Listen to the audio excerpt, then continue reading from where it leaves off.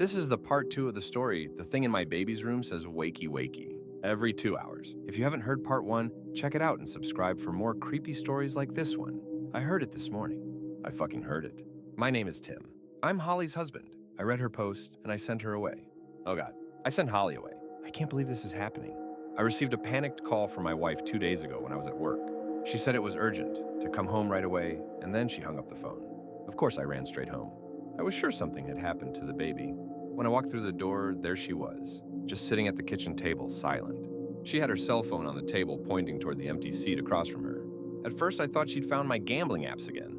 Like an idiot, I said, "Honey, I can explain. I forgot to delete those apps a long time ago." She held a hand up in an effort to silence me. I felt so stupid. My phone was in my pocket where it had been all day.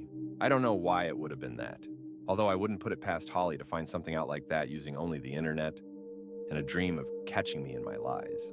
I swear if I had known the truth, I wouldn't have called her doctor and told him she was experiencing postpartum psychosis. The ambulance came to get her and took her away. I didn't even go with her because of the baby. I read her post, there at the table. She let me read the whole thing in silence. When I finished reading, I couldn't speak. I just stared at her, feeling confused as hell. She was calm when she said I wrote that. It's all true. This has been happening for days, Tim. It's real. Please believe me. I don't know what to do. I can't take it anymore. Her voice cracked. Please, make it stop. Her words sounded scripted, like she'd been planning what to say to me for weeks. Still, I didn't believe her. I wrote her off as delusional. She was silent as the ambulance pulled up, when she realized what I'd done.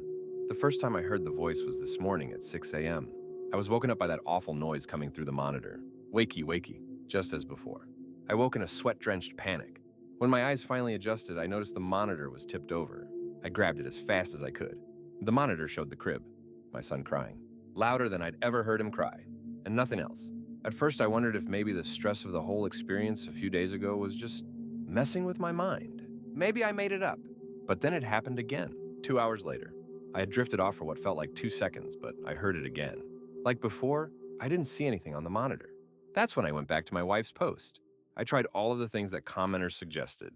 Salt around the crib, ordering all negative entities away, cleansing the space with light, Dragon and Phoenix fire, as one of the commenters said. I feel like I've tried everything, even the wackiest shit.